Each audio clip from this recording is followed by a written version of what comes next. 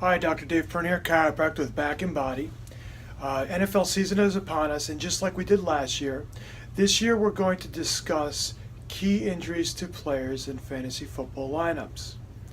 Now, I'm not the treating physician of those players, so I am limited to the info that was given to me by the press. And I would also like to say that this information should not be used to diagnose yourself and treat yourself. If you do have needs or questions about your own physical problems that are of similar nature that we discussed, please give our office a call and we'll see how we can help you out. But prior to doing these videos, I got lots of questions from patients on Mondays and Tuesdays about players and their lineups and what I thought about the return time. So we thought it'd be a good idea to do some videos to discuss these injuries. It's also a very good way to create topics so people can understand musculoskeletal injuries better for themselves. So week one's player is Jordan Reed, tight end for Washington. It was reported today that he might have a sesamoid bone fracture underneath his big toe of his foot. Now, prior to this, during OTAs, he was limited in practice, and they stated finally that they think he has a fracture of his big toe yesterday. And then later today, it was Monday, it was revealed that it could be a sesamoid bone. So first, let's talk about what a sesamoid bone is. A sesamoid bone is a bone inside a tendon. It creates a biomechanical advantage, much like a pulley. Another place a sesamoid bone is located is your patella. It's in your patella tendon, and it creates a biomechanical advantage for your quadriceps muscle.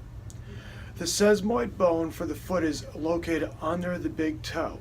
We're going to take a moment now to cut over to a netter photo so that you can understand its location better. This is a picture of the foot. This is the underside of the foot, and this is a side view. This is from Netter. These are the locations of the sesamoid bones. They're right underneath the bottom of the foot. So as this toe flexes upward, as this portion raises up, as you're pushing off the ground, you're putting a lot of pressure on that sesamoid bone as the tendons run through it. You could see how that would create a lot of problems with running. Okay, so now you see it's a little bone. Now it is just a small bone underfoot, but that's where a lot of pressure goes. So it's no different than a fracture of any other bone of foot. And you can imagine how a top athlete would be limited in their abilities to sprint with that, because as you go to a sprint stage of running, you're going to be more on the front of your foot than on the back of your foot. So you can see how that would cause problems for an athlete like a tight end when they're trying to run routes. Now, there are treatment options for this. Typically, you'll get a hard shoe that does not bend, or an orthotic that does not allow the foot to bend or the big toe to bend upward as you push off with it. Typically, that'll also limit the person's ability to run or their gait, so you can see how that would be a little bit tough for an athlete, but that's usually the best option. They'll also put padding under the underside of the big toe to limit the amount of pressure on that area as well.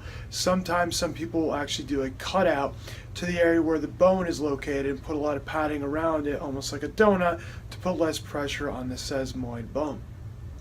That can help, and sometimes it does, but other times it just causes the big toe to flex upward more and causes more pressure on the tendon, which can hurt the sesamoid bone. It is a fracture, so it is not easily healed, especially because it is in a tendon.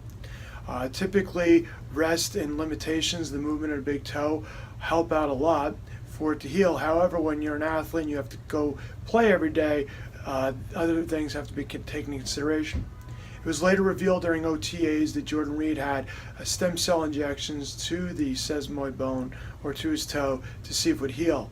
That, as he reported, caused further inflammation, which makes sense. A lot of times stem cell injections can cause a little bit of heightened inflammation to the area during the healing process.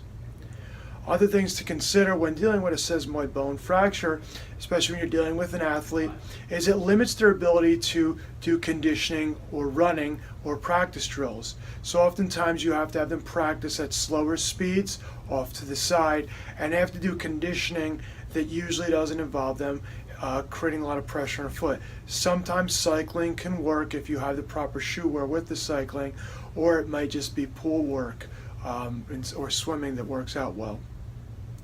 For other questions such as this about sesamoid bone injuries or big toe injuries, please give us a call. We'll be glad to see how we can help you in getting better and on the field.